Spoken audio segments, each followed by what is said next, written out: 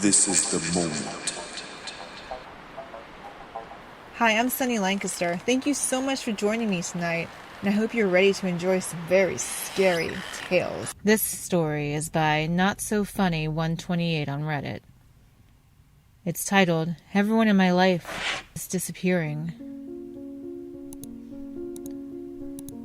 This started 2 weeks ago. I was playing in the park when suddenly I saw a man in full black clothes crouching behind a bush. Me, being the idiot kid I was, decided to check it out. Till the time I reached the bush, where there was no one there. I thought it might have been my imagination when I saw a note which read, I will take everyone away from you, smiley face.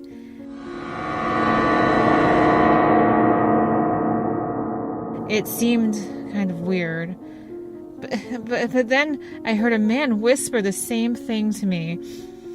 The voice was coming from behind the tree. When I checked it out, there he was. I didn't realize this before, but he had a scary goat mask on his head.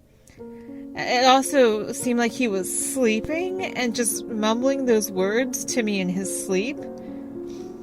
So I made a great decision, running away, right? Just kidding. I decided to pull his mask off and see who he was. But the mask didn't seem to get off. Like, it was, the mask was his head. I was freaked out by that point, and I actually started running back to my house.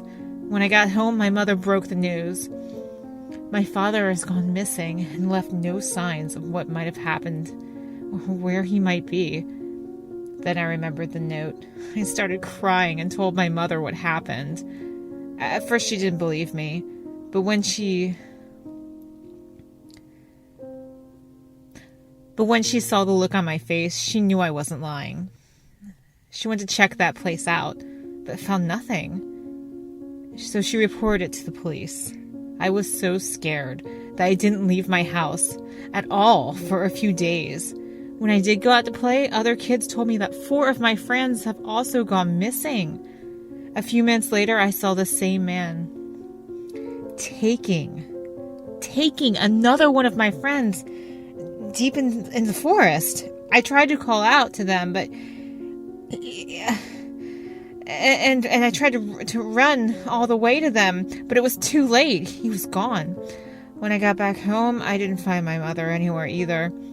I called the police and told them, everyone is going missing. It's all that masked guy's fault. Please help. They started the investigation, but didn't find anyone that had gone missing. Or the masked guy. Currently, I talk to no one.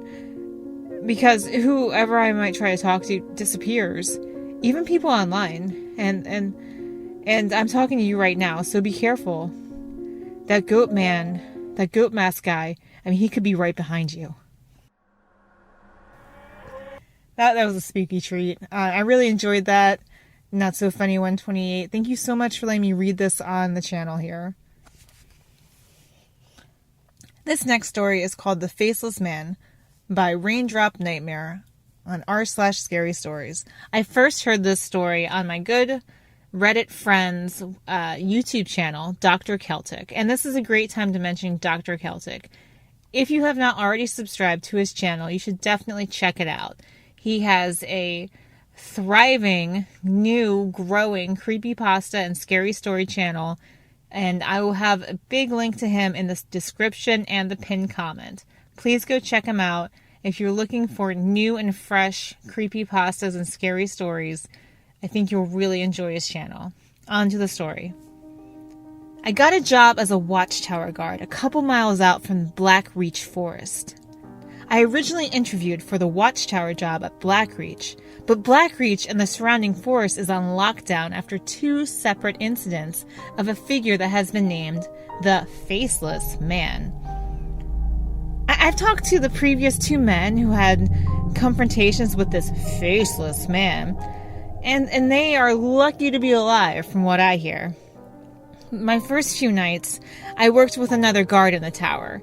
He stayed in the tower with me so he could teach me the basics. The next few nights consisted of me walking around with my trainer, learning the surrounding area. I'm now by myself for 2 months, isolated in the middle of nowhere at the top of this tower, overlooking a deep forest. Although I love the serenity of the woods and the beautiful view of the mountains around me, lit up by moonlight, I have to admit that it started to get creepy being out here all alone. I'm starting to think that maybe isolation got to the other watchtower guards, and they imagined this faceless man that attacked them. It was nice when I would run into a backpacker that was looking for a good place to camp, as it gave me the opportunity to converse with someone. I started to find this job boring. It was rare to talk to someone, and I was starting to go out of my mind. The 2 months was almost up, and I was getting ready to quit once it was over.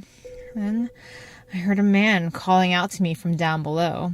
I went down and saw a man with a coat on and the hood up.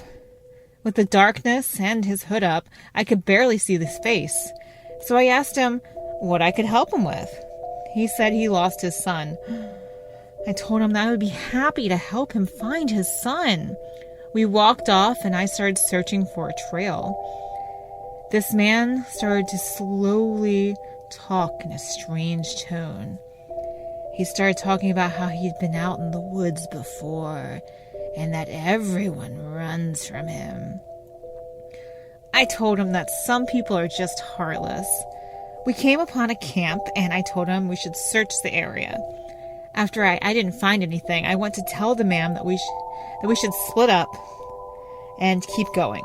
But he wasn't there. I heard a branch snap, so I turned back and that's when I saw him. The man, he had taken his hood off and he had no face. He let out this loud, muffled scream. I ran back towards my tower, going through the woods and trying to confuse him. He kept doing that muffled scream.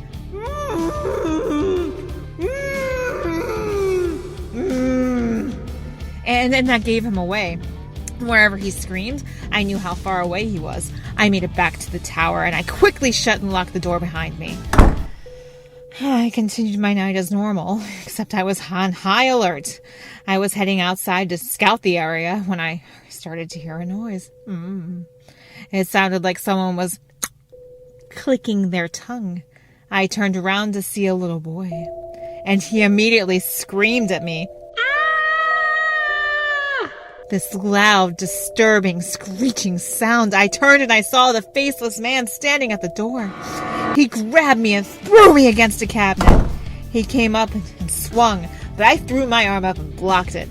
Then I punched him in the side.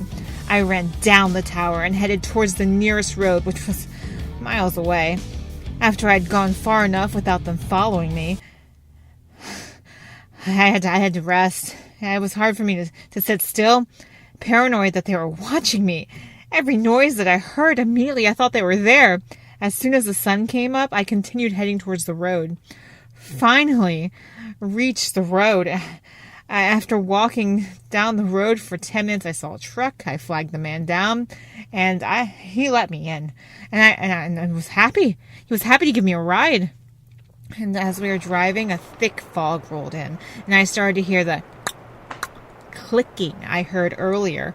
I turned around and looked in the back seat, and I saw the boy from the tower. I turned and looked at the man, and just as I feared, it was the faceless man, and he looked at me and let out that muffled scream.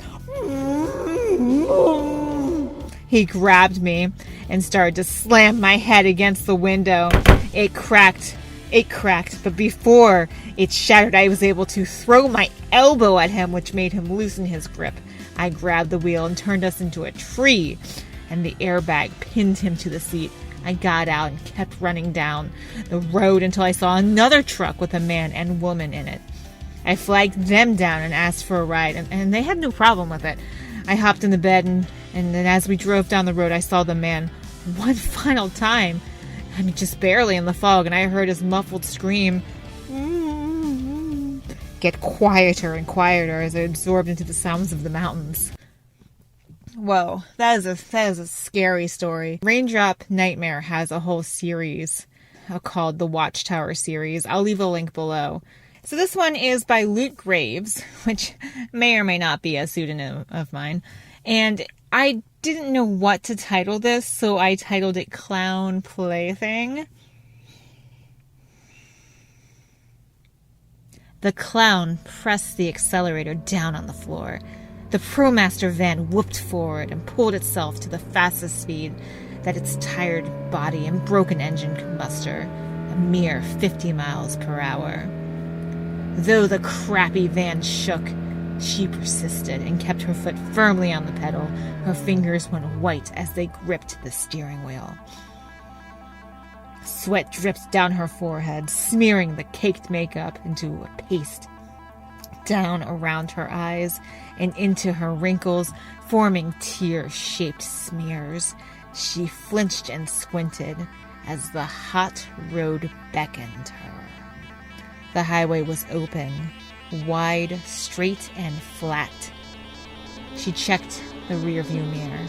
The purple semi-tractor trailer was right on her back bumper, with no signs of letting off. Damn, damn, damn, she croaked. Her throat was dry and she had no spit. The van rattled further. Around her, cars whizzed by, pickup trucks, nicer vans, and even motorcycles went on with their commutes. And no one cared that this tractor-trailer was trying to run her off the road. Patty the Clown was in a crazed combination of sad, mad, frightened, and manic. It had been 15 miles since she passed her exit. Trapped on the road, forced to go straight, so worried that this man would kill her in an awful vehicular homicide if she slowed down for even a second, yet she was unable to go any faster as her vehicle would not allow it. She didn't realize it at first, but all the cars around her and the motorcycles were driving past her like it was no big deal. She hadn't noticed it, but they were all gone. The road was emptying, and although this was South Carolina, land of the boring flat highway, this part of it seemed so flat and so empty, with almost the same tree cloned over and over again beside her, like she was in some bad 1990s pixelated video game instead of real life. The road before her was bright, and the heat outside made the pavement appear to be wavering in an unsteady pattern. Blared the semi behind her. It was so close. It looked like it was in her back seat. Patty clutched the wheel and stiffly continued. Her mind became a blank panic. Then, as from out of nowhere, a small figure stood in the road before her. Far off, tiny at first. It stood in the center of the center lane. The semi continued to scream at her. Patty felt tears join the sweat in her face, and her body and seat became soaked. She shivered and shook. Only a few seconds then she was slammed into the small girl on the highway. The girl stood still, like a statue in the center of the road. Her arms were frail, her clothes were baggy and loose. Patty could see the girl's stone, still face, her frayed sleeves, and the bewildered way she stood unsteady on 2 feet, nearly swaying, but yet also somehow still. Patty's eyes closed, her clown makeup a complete mess. It stung sharply in her eyes for a split second as she jerked the wheel toward the trees and the shoulder. Towards the right, as hard as she could. She felt nothing, and heard only bangs. The loud bangs as she flipped over and over, tumbled in the thick slam of the semi as it crashed into the clownmobile. Patty's head jerked awake at the desk at the insurance office, where she had worked 3 years earlier, before taking an early retirement and becoming a clown. She looked around her, bewildered. Everyone was the same as they had once been. Jim was in the box next to her, on the phone with the client. Teresa was filling out paperwork. The door to Bob's office was closed. The murmur of office culture rang around her, from the sound of the central air conditioner to the hum of computers, the collection of voices and the typing on keyboards. She felt her face. It was dry, save some tears. In a rush, she leapt from her computer desk chair and knocked it on the floor. Jim looked over at her, and a few other co-workers glanced her way. She half smiled and awkwardly staggered to the ladies' room. Inside, she splashed water on her face. Saw her same old name tag and cardigan. The one she never got rid of, but she had boxed up to move on and away from a life of dullness and boredom. "Oh my gosh," she said to herself. The water ran over her hands. She scrubbed them with soap vigorously, her mind flashing back to her life as a clown and, of course, the ordeal with the truck.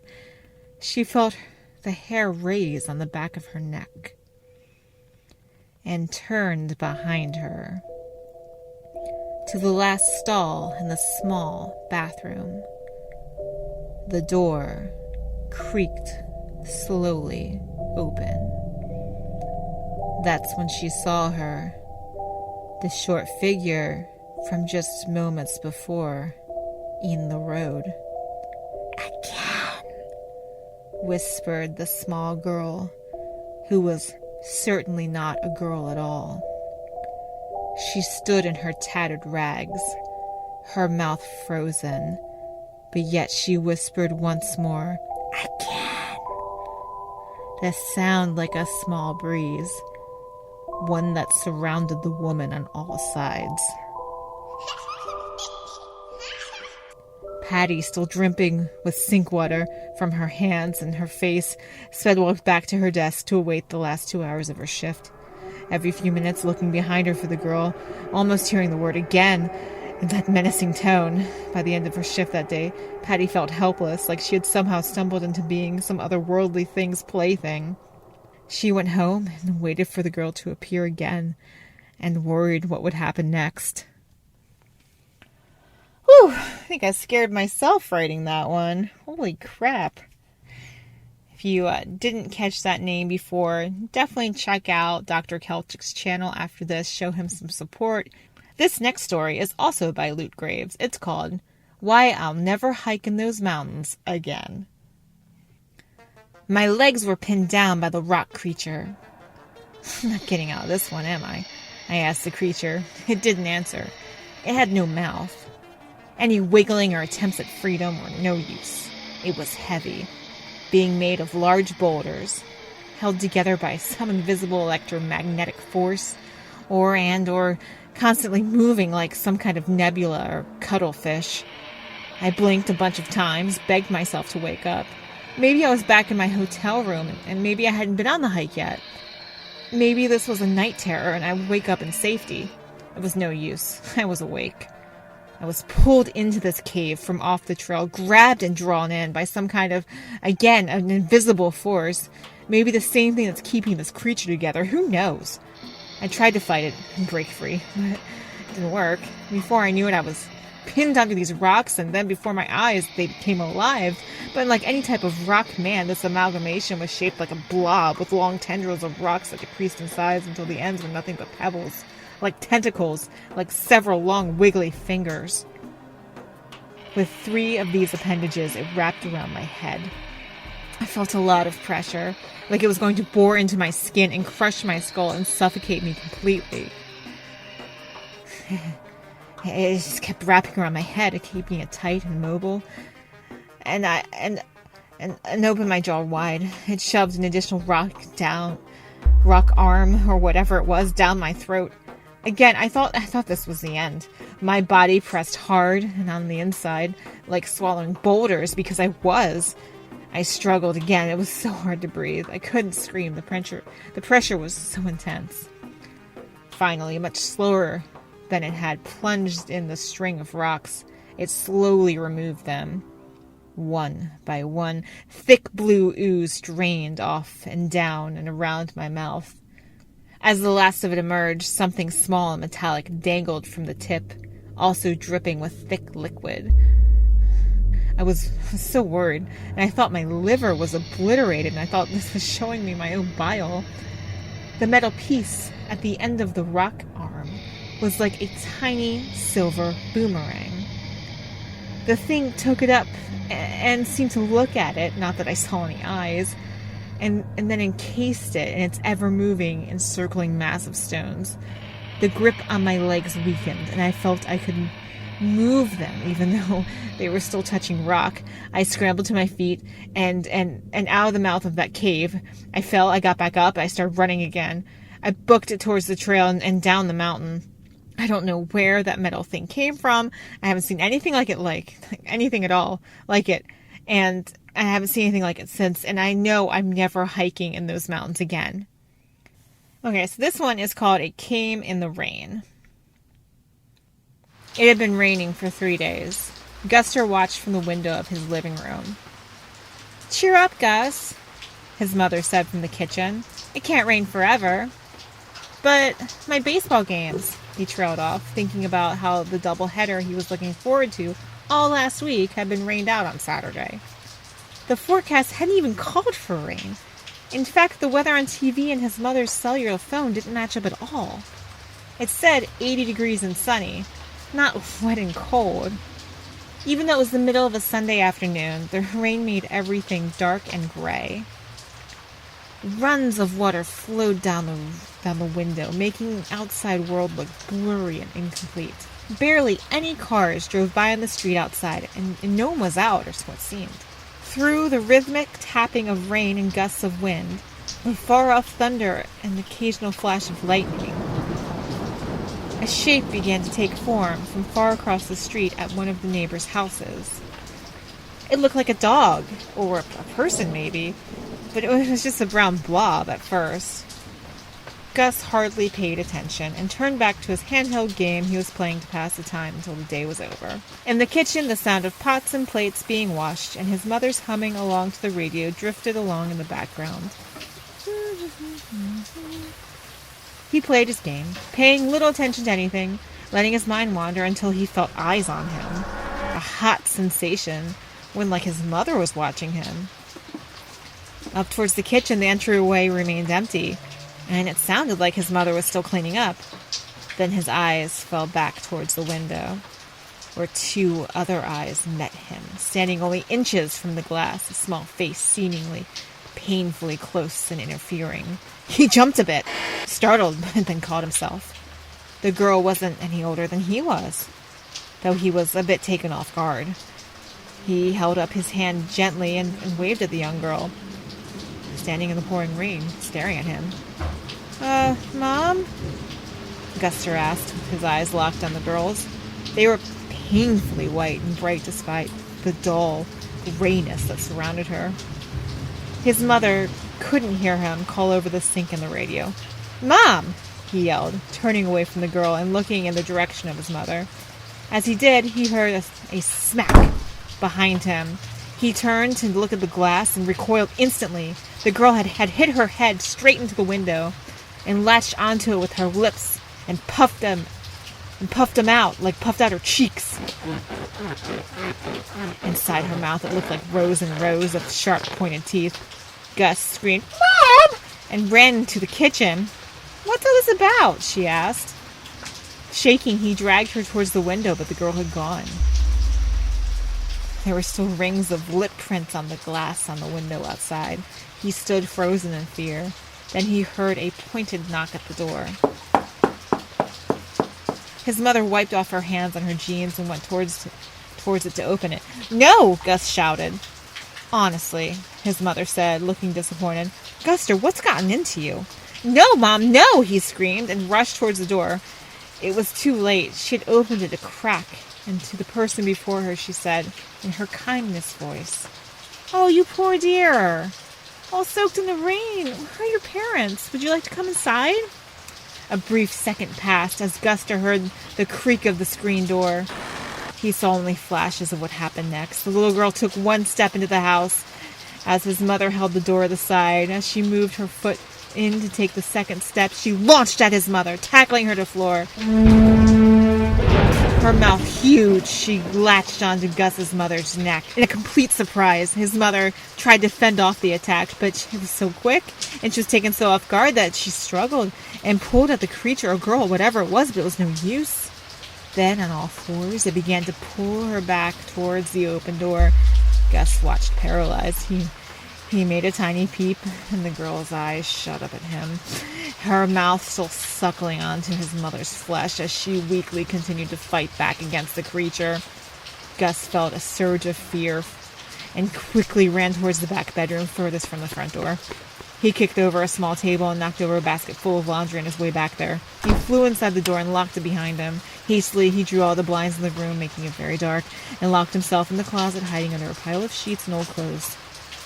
Every now and then, it sounded like someone or something was just outside the bedroom door, in the hall, running up and down the house, maybe looking for him, or maybe it was just his imagination. He was too scared to move, too scared to think. He sat there, worried that any moment the thing would break down the door and come after him too. Eventually, the rain let up. After he missed school on Monday, the police were sent to do a welfare check after he again had failed to show up Tuesday morning. There was no sign of his mother, but it looked as if she'd been dragged out by the unknown suspect through the front door. Gus was sent to the hospital, and soon he went to live with his uncle and family in Pennsylvania. So this is another child-centric scary story. I think in scary stories or creepypastas, children are always a great tool because children can be the most scared or the most scary or both depending on how it's written. And this story has both of that. This is called Nightmare Hide-and-Seek Ambush by Luke Graves. John and Pete hid in the family room, huddled beside the sofa, scrunched up against the wall. The house was dark and quiet. The only sound they heard was one another's breathing. Pete leaned to stick his head out and look beyond the sofa, but John pulled him back with all of his strength. The two buried their faces into the side of the sofa, unsure of what was happening or what to do. Barely an hour earlier, they had been playing with the other neighborhood kids. John and Pete both were on the younger side, but the older kids always included both of them, without too much grumbling. The two wanted to play, and they had always been eager to spend as much time with the big kids as possible. In the evening glow, the older kids came to the decision to play a night game of hide-and-seek in teams. The kids split into two groups. The seekers went inside, Sally and Tammy Butterfield's house, as it was the closest, to wait for 5 minutes as the hiders all went to different corners of the spacious, connected backyards to hide. John was on the seeker team, while Pete was with the hiders. One child got inside a bush, while another hid on top of a playhouse, smashing his body flat against the surface of the roof. Pete was excellent at climbing trees, and though they had played hide-and-seek before, those times were in the daylight. In the night, he found a small shadowed spot where the edge of one of the houses kept all the streetlights from reaching him. From above the connected yards, about 10 feet off the ground, he could see the scene play out before him. He saw where most of the other kids had hidden, some putting in more effort, while others took more obvious spots.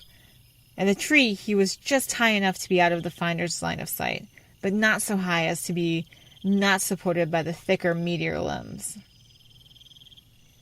The glass door of the Butterfield home opened, and the children emerged in a row. "Ready or not! Here we come!" shouted one of the Butterfield sisters.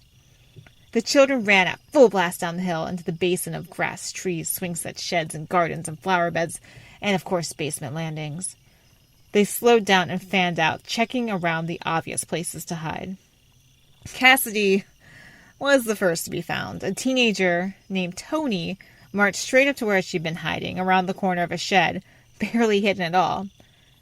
Cassie was a step-sibling of two of the regular kids and only appeared every other few weekends. When she wasn't frowning, her lackluster, expressionless face wrote volumes about how she felt about interacting with the kids she barely knew. Banished outside, as she called it, and as the parents insist she participate in the neighborhood even though she didn't regularly. Banished outside, as she called it. Her parents insisted that she participate in the neighborhood even though she didn't regularly live there. She was a permanent grump. Her stepbrother and sister constantly teased and berated her, doing anything they could to poke fun at her during these stinky group games. Cassie sulked back towards their house. In the night glow, Pete watched her cross the hill. Then another kid ran up behind her and grabbed her hand. The child, who was quick and didn't look like he was one of the others, appeared to emerge from nowhere. He or she wore black from head to toe with the hood pulled up around the face. The outline of their body shifted like he didn't want to stand completely upright, but rather shifted his weight back and forth from one foot to the other. The teen yanked her hand back. Yeah, somebody already found me," she shouted. This new kid took her hand again, but she shook it and pulled it back but it wasn't let go. "Get off!" she yelled, pulled hard and stumbled to the ground. It held her still, even without a hint of going off balance as she fell. For the first time since her hand was taken, Cassie turned to look up at the cloaked figure and screamed. "Ah!" She screamed so loud that both of the kids searching in her area and hiding had poked their heads out to look in her direction. She shrieked over and over, backpedaling from the thing that held her hand firm. It loomed over her, moved in closer, and lunged onto her. More of them emerged, all identically dressed, and each the same height and shape as all from the darkness. These children in black, at least at first they looked like children, came from all corners of nowhere, behind houses, over fences, into Pete's line of sight. Dozens of black hoods scattered into the connected yards from all corners. 4 more engulfed Cassidy, her screams accompanied by what sounded like ripping, tearing, gnawing, and growling. Pete watched transfixed. When the children finished with her, there was nothing left. The 4 bounded off in different directions. It was still pretty dark, except illumination from the neighborhood lights, but except for some crushed grass, it looked like no one had even been there. Everything was gone. Even her clothing, even her dark, short hair and wire-framed glasses. Pete looked down onto the slaughter. One of the hoods yanked a teen boy hiding in a bush with impossible strength, threw him back to the ground, and devoured him in massive chunks. The 2 closest hooded ones joined in. They hissed, scratched, and clawed until there's no more. The Butterfield sisters were in the center of the chaos when it erupted, passed by several of the hooded children, huddled together and crying. It was over quickly for the 2 of them also. At least 8 figures descended down upon them and ripped them to nothing. Children and teens abandoned their hiding spots and their searching for the others and fled toward the exterior of the neighborhood, towards the main road. Others ran off towards the retention pond. Swaths of the evil hooded monsters followed and quickly caught up. With how the hills crested, Pete was unsure to see if anyone got away or if they all were consumed too. He stayed still as a stone. He didn't know if they had all gone after the kids who ran or not, or if they would be returning to hunt for him or anyone else that was remaining. Then the tree shook with a thunk like a squirrel had launched from a nearby branch. The top of the tree wobbled and waved side to side. He looked up and gasped. The short hooded figure somehow jumped to the tree above him. He hadn't seen the full face of any of them until this moment, and didn't realize the skin of the creature was a pale blue. It looked almost translucent, with eyes that were black as marbles. Holding onto limbs, it hissed at him and began a descent. Shakily, Pete also had become a quick climb down. As he looked up at the thing who continued to shake the tree wildly as it moved downwards, it pursued with one outstretched towards him, its eyes fixed on his. Pete nearly fell backwards, unable to break its gaze, but he caught himself and lifted his body to the thick branches below and around the trunk. The thing climbed down with less grace and stability, tearing through the branches and steadily gaining on the boy. When Pete was about 5 feet from the bottom, his legs hugging the trunk, he flung himself backwards onto the grass. He landed and tumbled into a somersault and rolled back to his feet in a panicked leap. He ran towards the open door at the top of the hill, his heart thumping wildly in his chest as he ran as fast as his slender legs could carry him. A different small figure emerged from near the basement door and ran next to him. Pete flailed and shoved him, and as he pushed towards the door, when his hand connected, he realized it was his friend John he had shoved, not one of the hooded figures.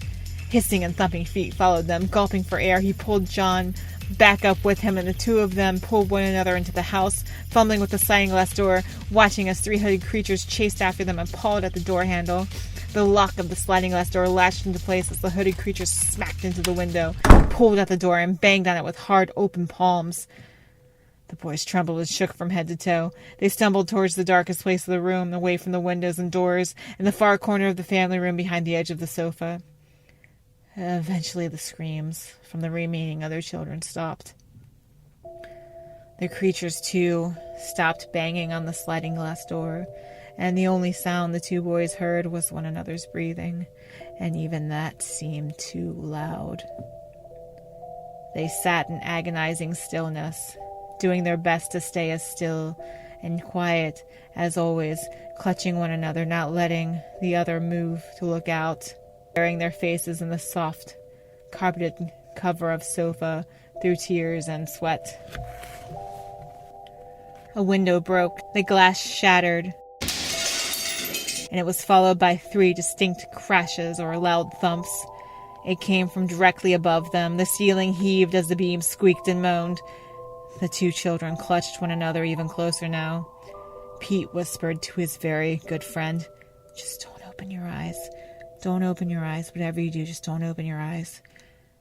They held one another tight, their two bodies pressed into one another, clutched. The sound of 2 thumping hearts thumped as one. Loud, heavy footsteps ran down the stairs. Hisses and growls filled the room. It felt like any second they could feel the creatures looming over them in an instant, ready to strike. "Don't open your eyes," Pete choked out in tears again. John nodded and pressed into his friend's shoulder even more. And with that, the captive sense of dread fell them. Still as statues, they waited to feel the first bite and tear. Instead, the sound of a light switch being flicked filled the room. A girlish voice said in a cheerful tone, "Last 2, we found you!" Still, the 2 didn't open their eyes. And when Tammy Butterfield touched Pete's shoulder, they both screamed.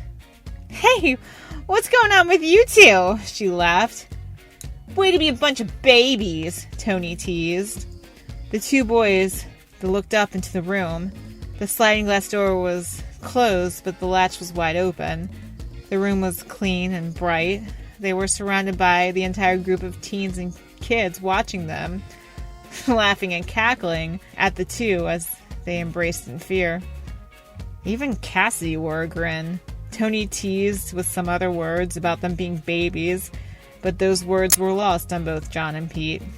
The whole room laughed, as in a daze, and the 2 of them walked to the front door. No figures met them. Nothing seemed broken or destroyed. "Wait, where are you going?" one kid said. But the 2 boys didn't answer. They couldn't. They wandered outside towards their respective homes, looking behind them every few steps and in the trees, behind cars and houses. But all they saw was nothing. The night was warm and as friendly as ever. John's house was first. He said nothing but nodded at Pete as he went inside. Pete, exhausted from the adrenaline having worn off, stumbled as quickly and quietly as he could to his own house and locked the door behind him. The clock read just after 8. His father looked up at him from the living room. "How was it?" he asked. Pete answered and uttered, "Fine," and headed upstairs to his bedroom, not looking at his father, not looking at anything. Whew! So kind of like a paranormal end to a paranormal situation. Okay. This one's called I Got Lost on a Mountain by Luke Graves. The park was gorgeous. Crowded with a ton of people, but gorgeous. Mountains stretched across the skyline. Groups of excited hikers spread out and across the parking lot, taking photos and absorbing the scenery. Clouds danced just above the Rockies on this chilly mountain morning. Smiling tourists, eager hikers fanned out towards the trails. Our hike started easy enough. First, the land was flat, without too many hills. I did my best to keep up, though none of us were going particularly fast. We started by entering the bottom of a canyon and eventually found ourselves in a long line of people traveling up a small slope. Several groups of hikers passed us along this journey towards the top of the mountain. This was supposed to be one of the easiest trails in the park. It didn't seem that easy. As each foot in elevation increased, the air became thinner and my lungs burned. I figured I was just out of breath. Old and young passed us. We passed others. We moved like a disorganized herd along the edge of the mountain, up sloping switchbacks, and through small stands of pine trees. Clouds formed a haze above us as we continued to move through the shadow of the great mountain. We expected to reach sunlight, but instead we were just met with more fog. A horizontal white light moved through the fog. At first it looked like a high-powered flashlight. I looked up. Perhaps it was a ray from the sun? No, the whiteness engulfed us. Thicker and thicker it became. We still hiked. We all hiked. No one seemed worried. No one acted like anything was wrong. My group was just the same. But more and more white lights danced around us. I felt a growing sense of unease at the bottom of my stomach. Even as the fog increased in density, avid and professional-looking hikers continued to pass us. We stopped to catch our breath. Okay, I was the one who needed to catch her breath, but everyone else in the group seemed fine with it. My lungs burned like a fire was inside my chest. My throat felt scratchy, my eyes watered, and it felt like a small person sat on my chest. In the pit of my stomach, the fog gave me a large, wavering feeling of concern. I was dizzy with trepidation. I breathed heavily. Amy spoke up. "What's with all this fog?" "Oh, it'll thin out soon. The sun will burn it off," Trevor answered. "How much further to the top?" I asked. "Not too much longer. The steepest switchbacks are next to..." He was cut off.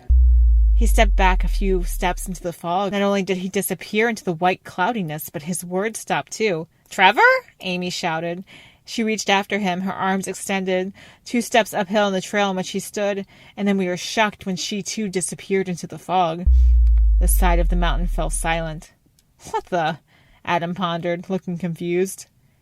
"Do you think they're just messing with us?" Claire asked. "I have a bad feeling about this," I said. "Nah, come on, it'll be fine," Adam said and pressed forward up the hill. Claire stepped in line behind him. They both disappeared into the mist as well. Then it was just me, who didn't move and who didn't speak. No one else was passing me then. The trail had been so busy, even though it was before 7 in the morning, but it seemed so empty all of a sudden, and I felt so alone. I felt like my friends, reluctant to drag me along with them, had all disappeared into another world with their fellow hikers in tow. I said, to break the silence. There were 2 options: press onward after them with the hope I don't fall off the mountain in this dense fog, or head back to the parking lot, chill, and wait for them there.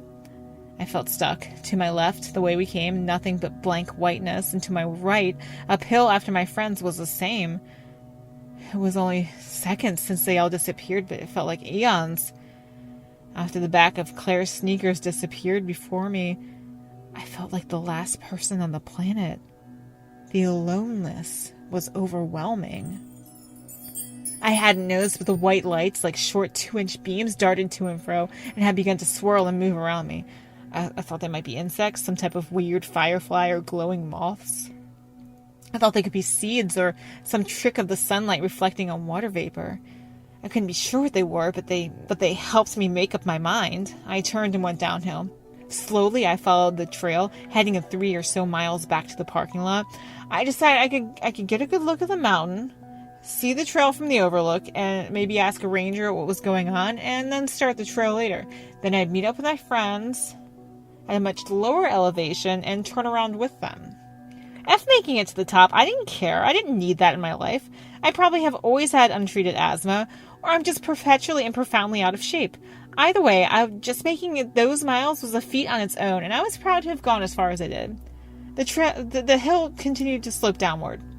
The small white lights continued to follow me and freak me out. I walked slowly and stayed close to the safe side of the hill, leaning away from the edge. I took those slow, deliberate steps. There was only one way in and one way out of this trail, unless a hiker goes the full 12 miles, and even then, it doesn't fork.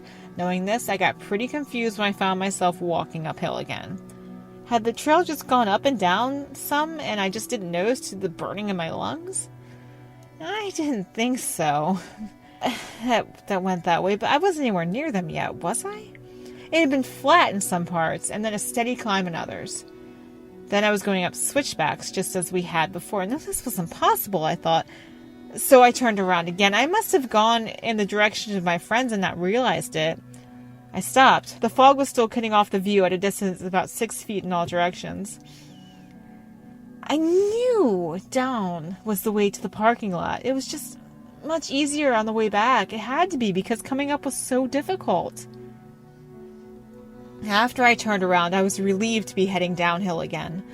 I must have gone after them without realizing it, being so torn to see my friends and feeling so alone on the trail. I resolved to ask the first hiker I found in this fog to make sure I was heading the right direction to get back. Down and out, I thought. Down and out. I walked for another half an hour and found myself heading uphill again. These switchbacks were even steeper than the ones before. Ugh, I thought. I just came back the way I wasn't going to go.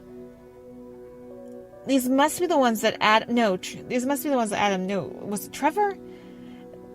This must be the ones they were talking about, whoever said it. And I just wasted an hour going back and forth like an idiot. I turned around again. I decided that I must have forgotten like a little downhill part with switchbacks before the fog. Because, I was so distracted with all the fog and the lights and the bugs and whatever they were. And so my lungs burning. And, I must have just gotten confused. Also, where were all the other hikers? It had been at least an hour, if not 2, since I saw my friends or anyone else. Then I hoped my friends weren't worried or looking for me. No, if they had been looking, they would have found me. When I came back towards them again, this time I knew I was going the right way. I had to be. I made extra sure I didn't take any other random path upwards, and I stayed going down. But before I knew it, I was traveling back upwards again. I took my time without needing to rush. I thought maybe all the other hikers had stopped or turned around already because the fog was so dense. The mountain had become so quiet. And the fog, it glowed. I tripped on a rock and landed face down on the path. I jumped up again, and the white light scattered away from me. Oh, that was weird, I thought. I could almost touch them, but when I reached out my hand, it was like they weren't there at all. Like they weren't tangible. Maybe it was all just my mind playing tricks on me? Many thoughts passed through my mind as I traveled slowly. I couldn't tell if I was walking on flat land or if I was going back uphill again. I decided to stay this direction. Sure. This direction, it's going to lead me out. From behind me, I heard what I thought was another hiker. It sounded like twigs snapping. I called, "Hello!" longing for a friendly or familiar voice. But there was no answer. Twigs continued to snap on the trail behind me. So I hurried up. My lungs still burned, but I stumbled further, fast as I could go. I didn't think it was a bear. I hoped it wasn't a bear. I didn't hear myself making the same sort of snapping noises, though. I thought maybe it was the sound of one of those walking sticks, the hiking poles that every other person seemed to be carrying. It really didn't sound like that either. Maybe they hadn't heard me. Maybe they didn't speak English, I thought, or maybe they're just shy. Still, my heart raced. I didn't know if it was from the sounds that now followed me up the mountain or if it was from my own imagination. Maybe it was from following the trail for so long, seeming to be all alone. I went faster. You had to come across people, hikers, the parking lot, sometime soon, right? The hill increased sharply. I thought I must be near the trailhead. I went down into a little canyon at the beginning. And all this time, I thought I was heading up, but I must have been heading down. Maybe I was getting in better shape. Maybe getting in better shape should have been my goal this year. I climbed and turned to each crest at each switchback. I thought surely this must be the exit. Surely I would see the painted brown sign marking the trail, a large board holding up a map of the mountain, wildlife warnings. I walked as fast as I could with each inch of fog, receded slowly to show only more trees, more trail, more rocks, more ledges. The snapping sound continued to follow me as I continued to climb. The burning was extreme. I wanted to stop, but instead I just breathed heavily and continued. The trail brought me to a small stream, and the path seemed to go up into it or through it. Wearily and concerned that I wasn't heading the right way, I trudged upward into the water. I was still relieved when the path continued out of the water. My feet were wet inside my shoes. Out of breath, my heart felt heavy, my mind spun. I climbed more, and the fog eased back some. It felt like a relief. I saw more forest around me and more trail before me. The trees had gone, and it looked as if I'd reached the tundra.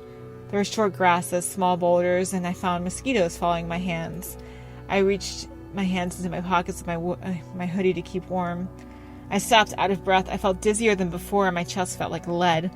I watched the trail behind me, waited forever that had been making those noises to emerge. When my heart slowed, I finally caught my breath. I noticed the sound of the snapping had stopped. I considered it. I felt like it really hadn't heard it, at least not clearly, since I hiked in and out of that small stream. Wearily, I drank some water from my water bottle. Though cold and slow, still having trouble breathing, the water felt great and like a relief. I didn't want to stick around and find out what had been making that noise, though, so I pressed upward. Not sure how this wasn't leading to the parking lot. I gave up on finding it and decided to press forward to the top. It was nearly in sight. It was slow going, but the fog and the white lights continued to recede. First it was 10 feet off, then 20, and thinning. After rounding another corner of the trail, I saw the most beautiful sight. It was another hiker, one that had passed us very early on our trek. I recognized her polka-dot backpack. She sat on a rock, catching her breath, munching on a granola bar.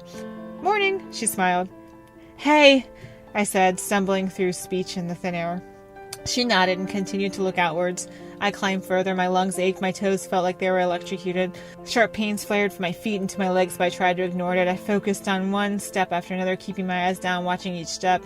I saw the top then. The flat field, sparse trees, boulders, a small lake surrounded by snow. There were more hikers, too. I scanned for my companions, saw a few familiar faces. A family of kids had made it, too. That made me feel pretty shoddy for struggling so much, as 7 and 10-year-olds could run up the path with ease. Then a gray t-shirt and yellow backpack turned around and looked at me. His eyes smiled. "Sheila," Trevor said. "Not bad," he complimented. Thanks," I breathed heavily. "Told you it was worth it," he said. "Yeah," I answered. "You should come out again. I'm really glad you did." "Aw, thanks," I said and looked around for the others. Then I asked, "Where's everyone else? Did they already head back down?" I felt bad as he'd been there so long. It took me hours to get to the top, and somehow I missed them all completely. I thought it was really nice that he stayed and waited. What a nice dude, I thought. Back down? No, I don't think so. I haven't seen Amy or Adam yet. Claire might have turned back, but I think she would have told us. "Oh," I answered, confused but determined to make sense of everything later. The sun continued to burn off the fog. Amy, Adam, and Claire reunited with us at the top in an hour. No one mentioned getting separated, and no one else thought it was weird that I somehow passed them while walking in what I thought were circles, and seeing no one else in the dense fog. After talking and joking about normal things for another half an hour, we headed down in a group. This time Adam took the front and Trevor was towards the back with me. I asked him, "Hey, did you hear anything weird on your way up?" "No, like what? Like branches snapping?" He considered. "It was probably just an animal. There are mountain goats here," he said. I didn't see any goats the whole time, but I took his word for it. That night I still couldn't make sense of how I beat them, and somehow came up the opposite side of the mountain without deviating from the route except to turn around a few times, looking for the parking lot. In bed that night, I realized we never came back across that stream either. I decided I somehow ended up on a mountain goat path. It must have been one that met up with the trail and went up the other side, and, on that side that goes the full 12 miles.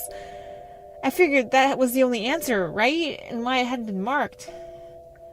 Though I didn't want to believe it, that's what I went with. That night, I dreamed about white lights dancing in fog, about myself hiking alone forever. On paper, it seems mild, but during the dream itself, it was horrifying. Part of me expected to wake up still lost, out there and all alone. If you have any suggestions, I'm just looking for your honest opinion. Please let me know in the comments below. Again, make sure to check out Dr. Celtic's channel. Give him some love and some suggestions also. I know he's also eager for feedback and wanting to make his videos better too. Thank you so much for listening. Please subscribe if you want to, and I'll see you guys in the next video. Thank you.